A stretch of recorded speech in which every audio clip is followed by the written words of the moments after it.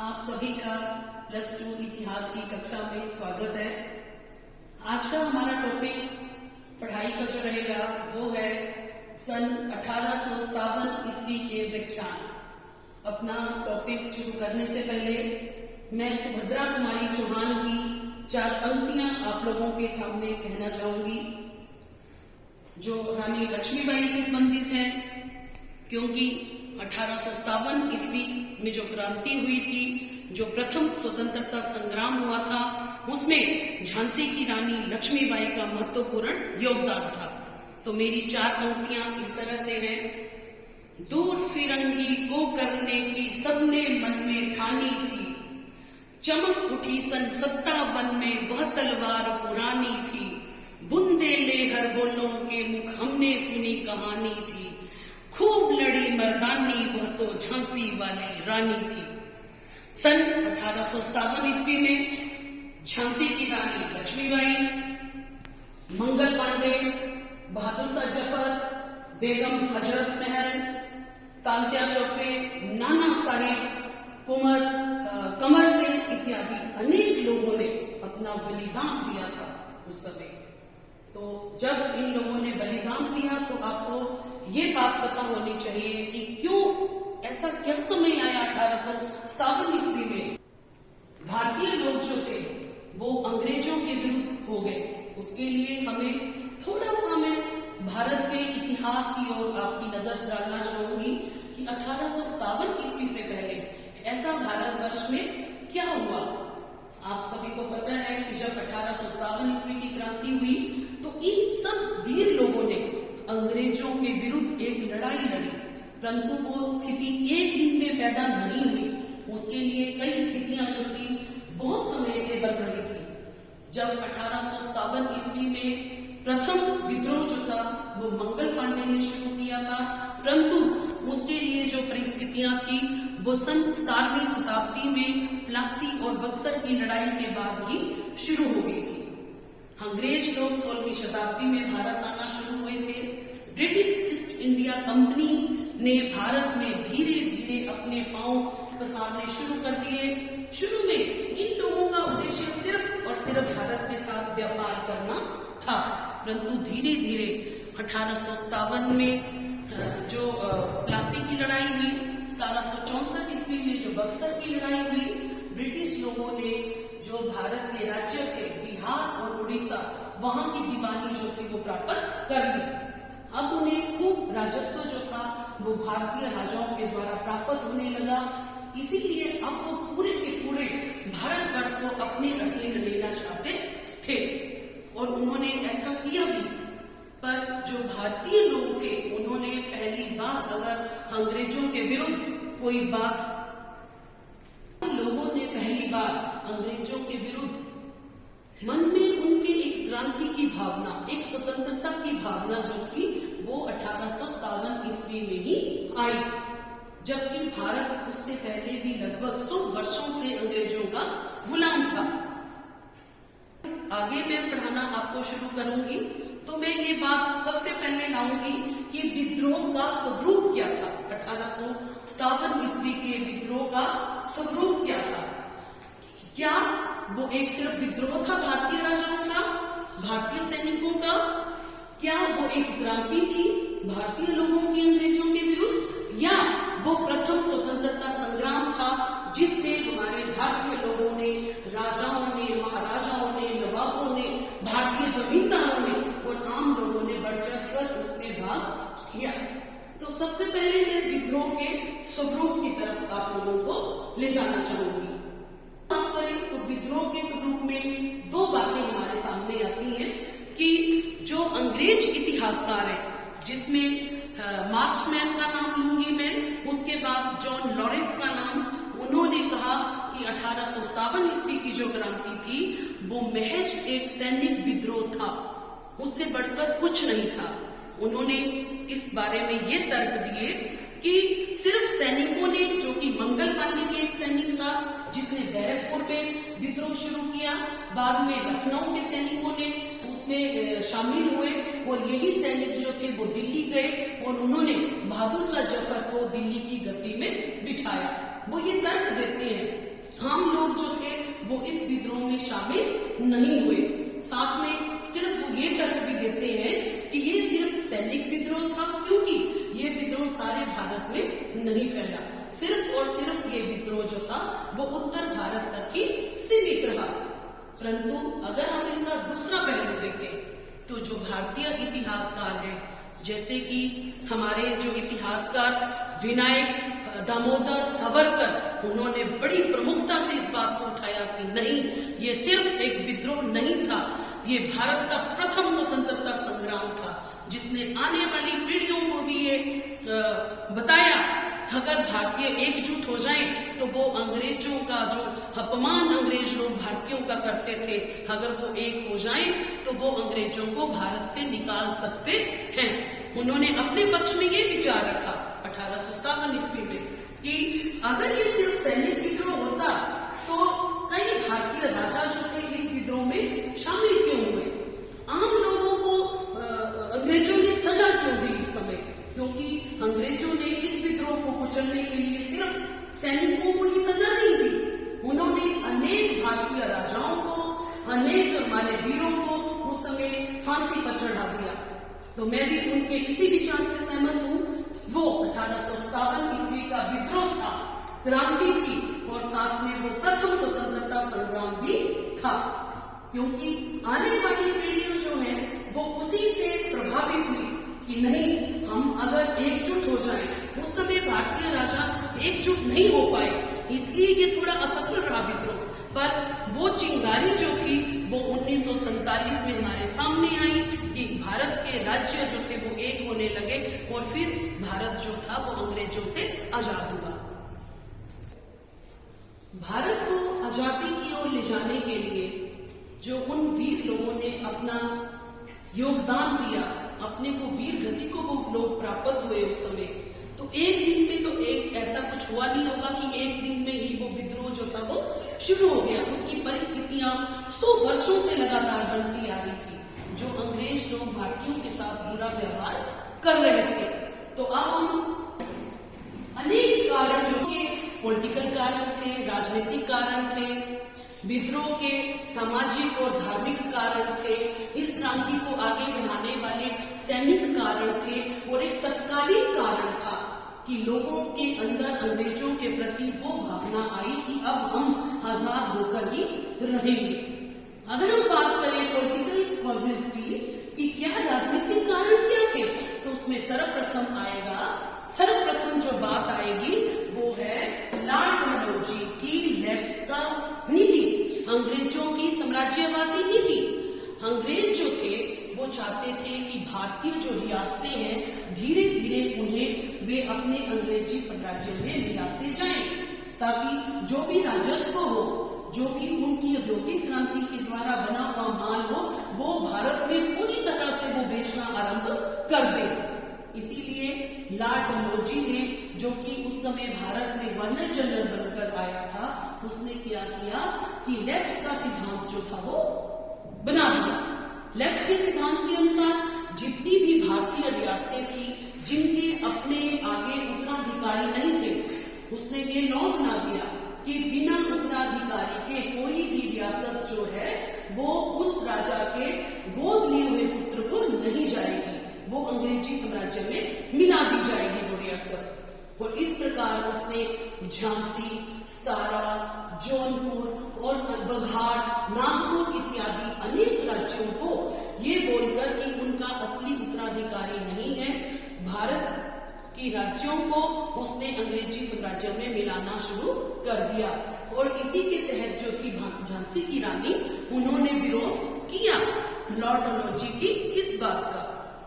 दूसरा जो राजनीतिक कारण था वो था बहादुर शाह जफर का अपमान करना। बहादुर शाह जफर जो था मुगलों का अंतिम सम्राट था। 1837 ईस्वी में जब वो दिल्ली की गद्दी में बैठा तो अंग्रेजों ने उनके साथ बुरा व्यवहार करना शुरू कर दिया। सरकारी खजाने पर अंग्रेजों ने अपना कब्जा कर लिया और बहादुर शाह जफर को, जो अपने राज्य के काम चलाने के लिए भी एक एक पैसे के लिए मोहताज कर दिया। ये बात कहीं ना कहीं उस समय के लोगों को भी बुरी लगने लगी, क्योंकि वो बहादुर शाह जफर को अपना बादशाह मानते थे। इसलिए उन लोगों के मन में जो भावना थी अंग्रेजों के प्रति वो बढ़ने लगी विद्रोह की, कि हम कुछ ऐसा करेंगे कि अंग्रेज लोग भारतीयों राजाओं के साथ, बादशाह के साथ अच्छा व्यवहार करना शुरू कर दे। तीसरी बात जो थी वो थी नाना साहिब की पेंशन बंद करना। अंग्रेजों और पेशवा बाजीराव के मध्य 1818 ईस्वी में एक संधि की गई थी, जिसके अनुसार जो पेशवा था उसको अंग्रेजों ने पेंशन देना स्वीकार कर ली थी। परंतु जब नाना साहिब गद्दी पर बैठे तो अंग्रेज जो अफसर थे उन्होंने उनकी पेंशन भी बंद कर दी। तो नाना साहिब भी अंग्रेजों से रुष्ट हो गए। नाना साहिब के जो सेनापति थे तात्या टोपे, वो बड़े वीर व्यक्ति थे, उन्होंने इस बात का विरोध किया और वो लोग उस समय की फिराक में आने लगे कि कब हम अंग्रेजों के विरुद्ध स्वतंत्रता की नींव जो थे वो रखें। इसीलिए उन्होंने एक विद्रोह की तिथि निश्चित कर दी कि 31 मई 1857 ईस्वी को अंग्रेजों के विरुद्ध विद्रोह का बिगुल वो लोग जरूर फूकेंगे। उसी तरह अगर हम बात करें झांसी की, तो सन 1853 ईस्वी में झांसी के राजा की मृत्यु हो गई, गंगाधर राव की। उनके अपना कोई पुत्र नहीं था। झांसी की रानी लक्ष्मीबाई ने दामोदर राव नामक एक बच्चे को गोद लिया हुआ था, पर अंग्रेजों ने, लॉर्ड डलहौजी ने उनको उत्तराधिकारी मानने से बिल्कुल मना कर दिया। इसलिए झांसी की रानी भी अंग्रेजों के विरुद्ध हो गई। अब वो ऐसी परिस्थितियां बनने लगी थी कि जगह जगह अंग्रेजों के प्रति भारतीयों में रोष जो था वो बढ़ने लगा। उसके बाद है अवध का अंग्रेजी साम्राज्य में विलय। अवध के जो नवाब थे वाजिद अली शाह, वो शुरू से ही अंग्रेजों का कहा मानते थे कि ऐसा नहीं है कि जैसे ही प्लासी और बक्सर की लड़ाई हुई थी तो वाजिद अली शाह ने अंग्रेजों की अधीनता जो थी वो स्वीकार करके रखी हुई थी। परंतु फिर भी जो लॉर्ड डलहौजी था उन्होंने कुशासन का सहारा लिया कि नवाब वाजिद अली शाह जो है वो अवध में सही तरीके से शासन नहीं कर पा रहा है, तो 1856 ईस्वी में अवध को भी अंग्रेजी साम्राज्य में मिलाने की घोषणा कर दी गई। ये बात जो थी अवध के लोगों और सैनिकों को बिल्कुल भी रास नहीं आई। इसलिए वाजिद अली शाह की जो बेगम थी, बेगम हजरत महल, उन्होंने भी विद्रोह में शामिल होने का निर्णय ले लिया। मैं विद्रोह बोल रही हूँ जबकि मुझे बोलना चाहिए कि प्रथम स्वतंत्रता संग्राम में इस प्रकार इन सब लोगों ने मन बना लिया कि वो शामिल होंगे। उसके बाद मैं बात करूंगी अनेक सामाजिक और आर्थिक कारण भी थे। अनेक सामाजिक और धार्मिक कारण भी थे कि जिन्होंने लोगों के मन में अंग्रेजों के प्रति एक जो भावना थी वो सही नहीं रखी थी। अंग्रेज लोग जो थे उस समय पश्चिमी शिक्षा को भारत में बढ़ावा दे रहे थे। जो हिंदू लोग थे उन्हें ये बात गंवारा नहीं थी। उस समय अंग्रेज लोग जो थे भारत की सती प्रथा का विरोध कर रहे थे, बाल विवाह का विरोध कर रहे थे। परंतु जो कट्टरवादी हिंदू लोग थे, भारतीय लोग थे, उन्हें ये बात भी गंवारा नहीं थी कि उनकी धार्मिक भावनाओं के साथ अंग्रेज लोग खेल रहे थे। उसके बाद अगर हम बात करें तो अंग्रेजों ने भारतीयों की जो भावनाएं थी उनके साथ खिलवाड़ किया। उन्होंने रेल और तार जो शुरू की, रेलगाड़ी की आवाज से भी भारतीय लोग डरने लगे। उन्हें लगने लगा कि अंग्रेजों ने ये क्या शुरू कर दिया। तो ये कई छोटी छोटी बातें थी जो आज हमें बड़ी हास्यास्पद लगती है, परंतु अगर उस समय के इतिहास में देखें तो ये लोगों की भावनाओं को छेड़ने वाली लग रही थी। उसी समय अंग्रेजों ने ईसाई मत का प्रचार प्रसार भी भारत में करना शुरू किया। भारतीय लोगों को ये बुरा लगने लगा, हिंदू लोगों को, चाहे वो मुस्लिम लोग थे कि किस तरह से अंग्रेज लोग जो थे वो उनके लोगों को धर्म परिवर्तन करने के लिए भी बाध्य कर रहे थे। तो ये वो कारण थे जिन्होंने विद्रोह की चिंगारी जो थी वो लोगों के अंदर जगानी शुरू कर दी। उसके बाद बहुत सारे सैनिक कारण जो थे, आर्थिक कारण थे। कई आर्थिक कारण जो थे उस समय जैसे कि अंग्रेज करों में वृद्धि कर देते थे बार बार। भारतीयों के साथ जितना तो कमा नहीं पाते थे, पर अंग्रेज लोग कई बार अपनी किसी भी घाटे को पूरा करने के लिए आर्थिक कर जो थे वो लोगों के ऊपर थोप देते थे। भारतीयों के साथ जो भारतीय भूमिपति थे उनके साथ भी अंग्रेजों ने बुरा व्यवहार किया। जमींदारों की जमीनें छुड़ा ली, उन्हें अंग्रेजी साम्राज्य में मिलाना शुरू कर दिया। भारतीयों को उच्च पदों पर वो नियुक्त नहीं करते थे। नौकरियां जो थी वो केवल और केवल अंग्रेज लोगों को ही दी जाती थी। अगर भारतीयों को नौकरी दी जाती थी तो वो बिल्कुल कम पैसों में नियुक्ति भारतीयों की जाती थी। तो इस तरह से भारतीयों के मन में अंग्रेजों के प्रति रोष जो था वो बढ़ता जा रहा था। और कई बार जो भारतीय लोगों के साथ अंग्रेज लोग जो थे वो उनको बड़े गलत शब्द कहकर उनका संबोधन करते थे। ये बात भी भारतीयों को बुरा लगती थी। आगे हम आएंगे सैनिक कारण। अगर हम विद्रोह की बात करें तो सैनिक कारण जो थे वो विद्रोह की चिंगारी को भड़काने के लिए सबसे महत्वपूर्ण थे, क्योंकि सैनिकों के साथ कभी भी अंग्रेजों ने अच्छा व्यवहार नहीं किया। सबसे पहली बात थी कि जो अंग्रेजी सेना में भारतीय लोग शामिल होते थे वो अपने एक पद से ही रिटायर भी हो जाते थे। उन्हें कभी भी उच्च स्तर पर प्रमोट नहीं किया जाता था। दूसरा, जो भारतीय सैनिक थे उनकी आय में भी कभी वृद्धि नहीं की जाती थी अंग्रेजों के द्वारा। और चाहे वो कितने ही काबिल हो, हमेशा अंग्रेज अधिकारी जो हैं उनका समय समय पर अपमान किया करते थे। ये बात भारतीय लोगों को बिल्कुल भी अच्छी नहीं लगती थी। उस समय एक अधिनियम पारित किया गया 1857-56 ईस्वी में कि भारतीय जो सैनिक हैं वो युद्ध लड़ने के लिए विदेशों में भी भेजे जा सकते हैं, जबकि भारतीय सैनिक जो हैं वो समुद्र पार करना बुरा मानते थे। तो ये सारी बातें जो थी वो इकट्ठी होने लगी और भारतीय सैनिकों के मन में भी अंग्रेजों के प्रति जो विद्रोह की भावना थी वो भड़कने लगी। उसके बाद जो प्रमुख उस समय एक कारण था, उस समय जो एक कारण था वो आएगा तत्कालीन कारण, कि तुरंत उस समय ऐसी क्या घटना घटी कि ये क्रांति जो थी वो पूरे भारतवर्ष में फैल गई। वो था अंग्रेजों के द्वारा एक एनफील्ड जो राइफल थी उसको भारतीयों को देना।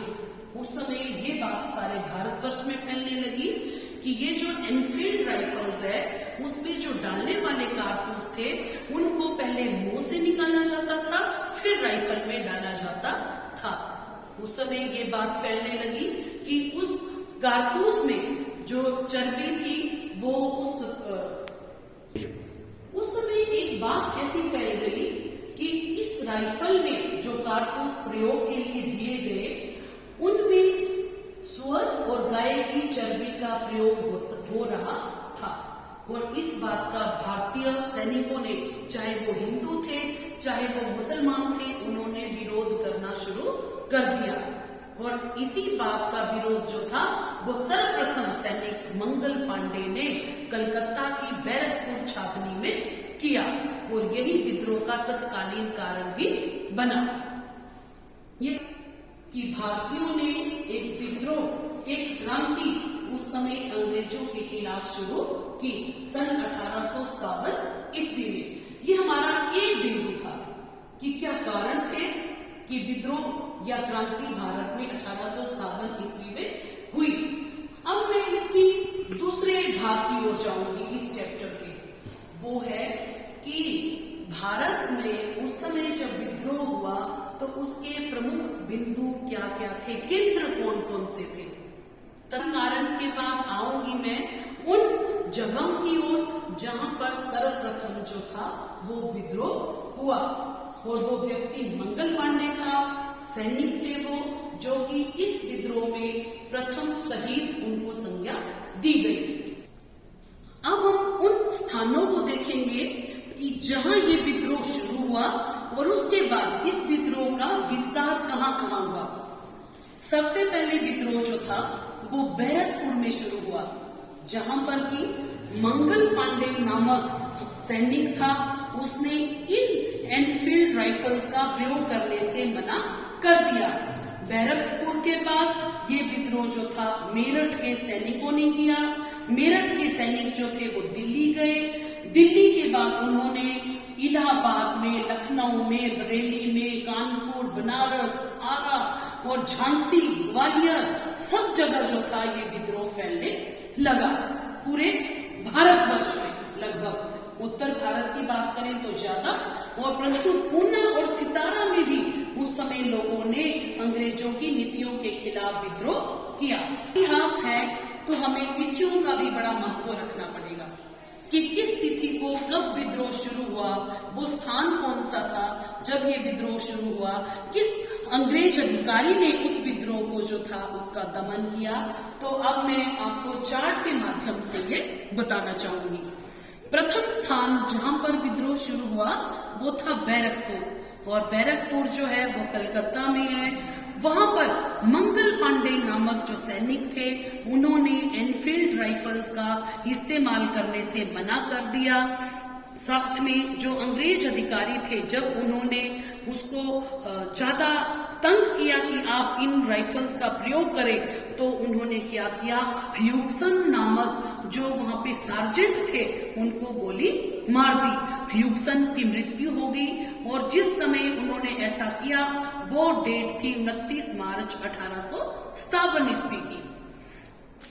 ह्यूगसन को गोली जब मार दी तो मंगल पांडे को गिरफ्तार कर लिया गया। 8 अप्रैल को मंगल पांडे को अंग्रेजों के द्वारा फांसी दे दी गई।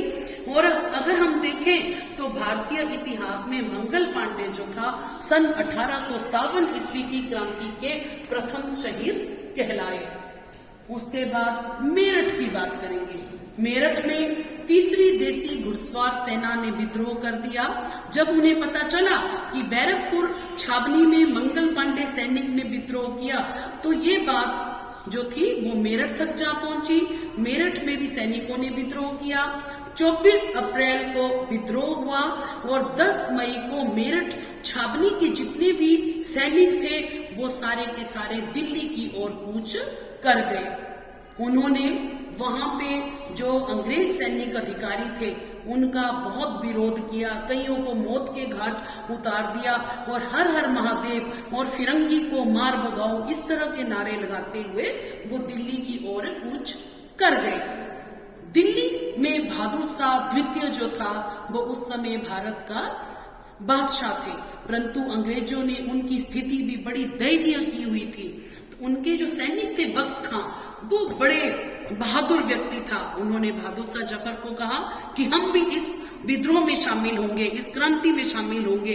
इसीलिए जब मेरठ की सेना दिल्ली पहुंची तो उन्होंने 20 सितंबर 1857 को अंग्रेजों ने दिल्ली में अधिकार करने की कोशिश की, परंतु बहादुर शाह जफर को इसने बख्त खां की सहायता से दिल्ली के शासन को दोबारा उसमें कब्जा कर लिया।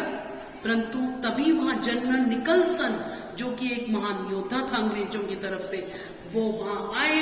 उन्होंने भारतीय सेना का दमन किया। वहां आकर बहुत समय तक वो लड़ते रहे, परंतु फिर बादशाह को बंदी बना दिया गया, रंगून भेज दिया गया। बख्त खां की लड़ाई के दौरान मृत्यु हो गई।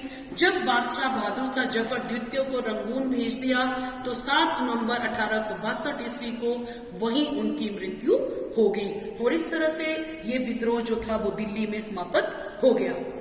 दिल्ली के बाद अगर हम बात करें लखनऊ की, तो लखनऊ का जो क्षेत्र है वो अवध प्रांत में आता है। अवध प्रांत में जैसा कि मैंने आपको पहले भी बोला कि वाजिद अली शाह ने हमेशा अंग्रेजों की बात को माना, परंतु 1856 ईस्वी में जब जबरदस्ती अंग्रेजों ने अवध को अंग्रेजी साम्राज्य में मिला लिया, तो वहां की वाजिद अली शाह की बेगम जो थी हजरत महल, उन्होंने विद्रोहियों का नेतृत्व किया, क्रांतिकारियों का नेतृत्व किया, और 4 जून 1857 ईस्वी को उन्होंने लखनऊ में क्रांति की घोषणा कर दी। इतिहास में ये बात है कि बेगम हजरत महल जो थी वो भी झांसी की रानी की तरह इतनी वीरांगना औरत थी कि वो हाथी पर चढ़कर स्वयं अपने सैनिकों की तैयारियां देखने के लिए जाती थी। और 2-3 लड़ाइयां उस समय ऐसी हुई जिसमें कि बेगम हजरत महल ने अंग्रेजों को धूल चटा दी, परंतु फिर बात वही आई कि जनरल नील हैवलॉक जो थे वो मारे गए उस समय। परंतु फिर भी जब जनरल कैंपबेल वहां पे आए, उन्होंने रानी बेगम हजरत महल को हराया लड़ाई में, और बेगम हजरत महल जो थी वो नेपाल चली गई वहां से।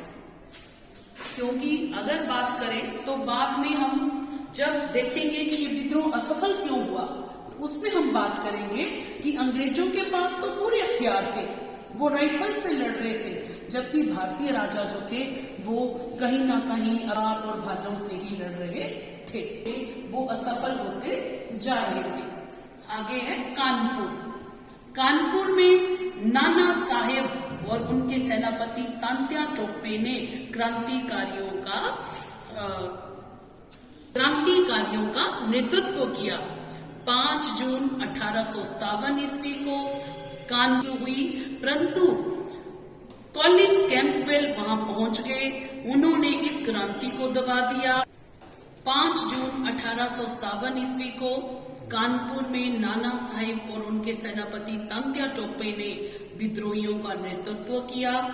बहुत लड़ाई जो थी उस समय हुई, 2-3 बार तो नाना साहिब और तांत्या टोपे ने अंग्रेजी सेना को धूल चटाई, परंतु वहां पर भी कॉलिन कैंपबेल कमांडर वहां पे आ गए, जो कि पूरे अपने तोपखाने और राइफल से लैस होकर वहां आए।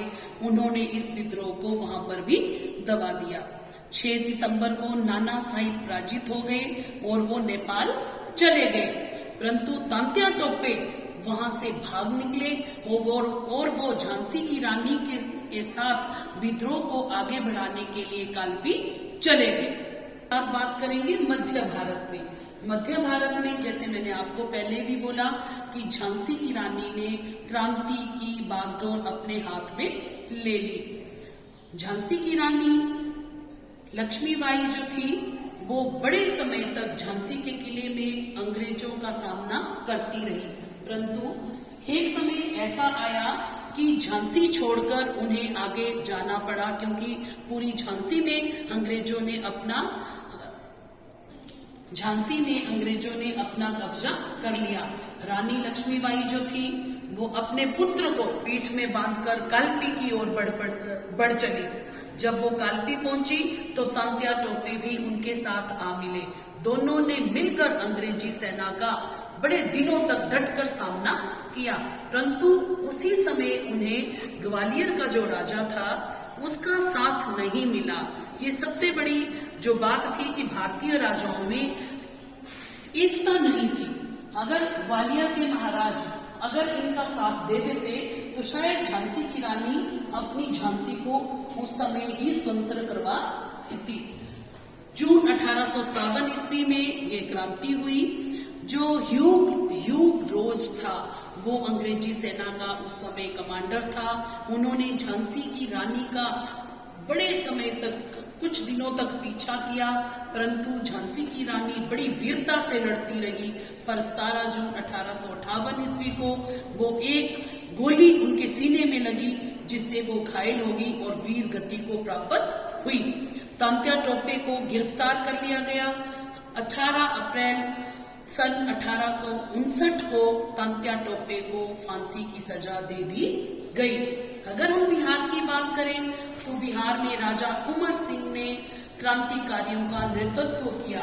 वहां पर जितने भी जमींदार लोग थे उन्होंने राजा कुंवर सिंह का साथ दिया, और ये इतिहास में लिखा हुआ है कि राजा कुंवर सिंह ने अनेक अंग्रेज सैनिकों को उस समय धूल चटाई थी। उनको वीरता के साथ उन्होंने अंग्रेजों का सामना किया था। राजा कुंवर सिंह ने अनेक उस समय अंग्रेजों के साथ इनकी रोज आए दिन झड़प जो थी वो होती रहती थी, परंतु राजा कुंवर सिंह के बारे में इतिहास में ये कहानी भी प्रचलित है कि एक बार एक गोली उनके कंधे में लगी तो उन्होंने अपनी बाजू ही काट दी और अंग्रेजी सेना से वो लड़ते ही रहे, परंतु 27 अप्रैल 1858 ईस्वी को लड़ते लड़ते वो मारे गए।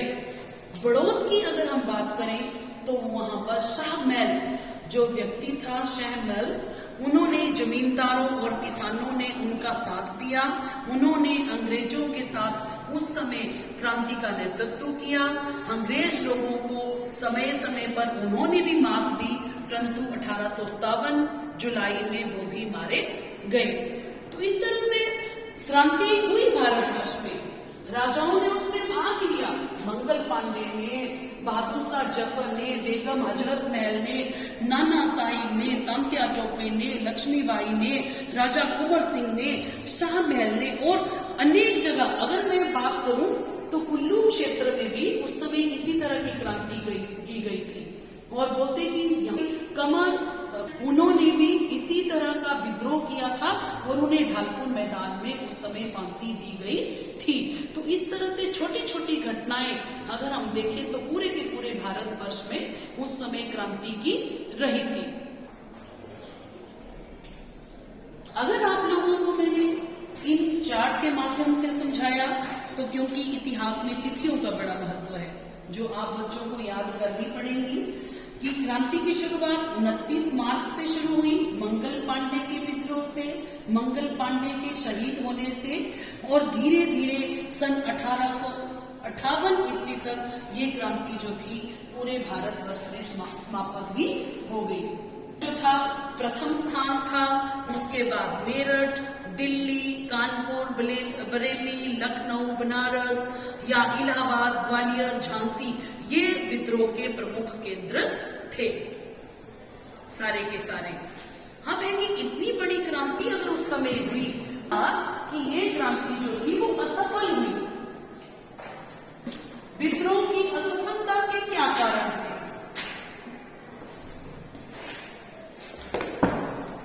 असफलता के कारण क्या थे और विद्रोह के परिणाम क्या निकले? अब तो बिंदुओं की ओर अगर हम जाएंगे तो विद्रोह के परिणाम जो थे वो भी बड़े महत्वपूर्ण उस समय निकले।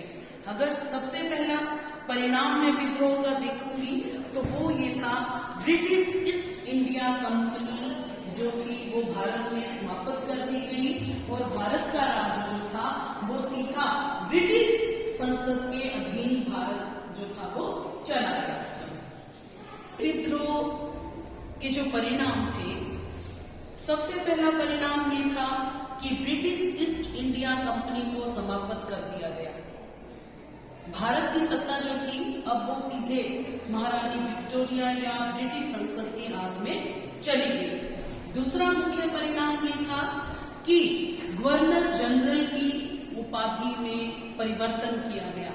अब भारत में वाइसराय की नियुक्ति जो थी वो की गई और लॉर्ड कैनी को भारत का प्रथम वाइसराय बनाया गया। तीसरा जो परिणाम था, राजनीतिक परिणाम, वो था मुगल वंश और पेशवा वंश का अंत जो था वो हो गया। उसके बाद सैनिक परिणाम भी बहुत ज्यादा निकले, क्योंकि ये अगर विद्रोह था तो सैनिक लोगों ने इस क्रांति में बढ़ चढ़कर भाग लिया था। तो अंग्रेजों ने क्या किया, उस समय भारतीय सैनिकों की संख्या जो थी वो कम कर दी और अंग्रेज सैनिकों की संख्या थोड़ी बढ़ा दी, क्योंकि उससे पहले भारतीय जो थे वो सेना में ज्यादा थे। अब उन्होंने भारतीय सैनिकों के साथ ये भारतीय सेना की अलग अलग टुकड़ियां जो थी वो बनाई। गोरखा रेजिमेंट बनाई गई, राजपूत रेजिमेंट बनाई गई, मुस्लिम लोगों की एक अलग से रेजिमेंट बनाई गई और उनका ये प्रयास रहा कि भारतीय लोग जिन्होंने, हिंदुओं और मुसलमानों ने इस क्रांति में मिलजुल कर कार्य किया था, अब कहीं ना कहीं फूट डालो और शासन करो की नीति जो थी वो भी अपनाई जा रही थी।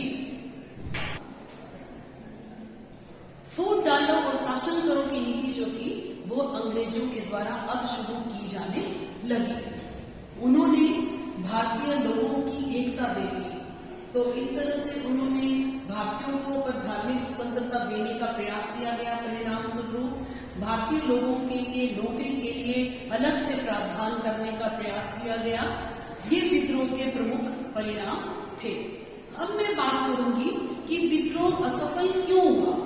1857 ईस्वी की इतनी बड़ी क्रांति अगर हुई, इतने सारे लोगों ने उसमें भाग अगर लिया, तो ये क्रांति क्यों असफल रही हमारी। उसके लिए सबसे पहले मैं अगर बात करूं तो वो बात रहेगी कि विद्रोह का समय से पहले शुरू हो जाना। सब लोगों ने, हमारे राजाओं ने आपस में ये विचार विमर्श किया था कि ये विद्रोह जो है वो 31 मई इसकी डेट रखी गई, 31 मई सन 1857 ईस्वी को शुरू करेंगे। परंतु उन राइफल्स की वजह से मंगल पांडे ने उस विद्रोह को सन 29 मार्च 1857 को ही शुरू कर दिया। तो जो उनको तैयारी का समय जो था भारतीय सैनिकों को, राजाओं को नहीं मिल पाया, जिस कारण ये विद्रोह असफल रहा। दूसरा विद्रोह की असफलता का कारण ये था कि भारतीय राजाओं में उद्देश्यों की कमी थी। चाहते वो सभी स्वतंत्र होना थे, चाहते वो अंग्रेजों की नीतियों का विरोध करना थे, परंतु वो संयुक्त उद्देश्यों से नहीं लड़े। वो सब अपने अपने राज्य में, अपने अपने राज्य की स्वतंत्रता के लिए, सिर्फ अपने राज्य के लोगों के हितों के लिए उस समय लड़े। तीसरा कि बहुत सारे राजाओं ने अंग्रेजों का उस समय भी साथ दिया, जैसे कि पटियाला, नाभा, ग्वालियर, ये सब राजा लोग जो थे वो अंग्रेजों के पिट्ठू ही बने रहे। अगर उस समय सब भारतीय राजा इस विद्रोह में, इस क्रांति में शामिल होते तो शायद हमारा भारत 1947 के बजाय सन 1857 में ही आजाद हो जाता। अगली बात थी कि जो भारतीय राजा लोग थे उनके पास साधनों की कमी थी। उनके पास वो अभी भी तलवार, भालों और तीरों से ही लड़ रहे थे, जबकि जो अंग्रेज सैनिक थे उनके पास जो था वो तोपखाना था, राइफल्स थी, जो कि भारतीय इस क्रांति में भारतीयों के ऊपर भारी पड़ी। अंग्रेजों के पास उस समय कैंपबेल, नील, निकलसन इत्यादि अनेक योद्धा थे, योद्धा सेनापति थे।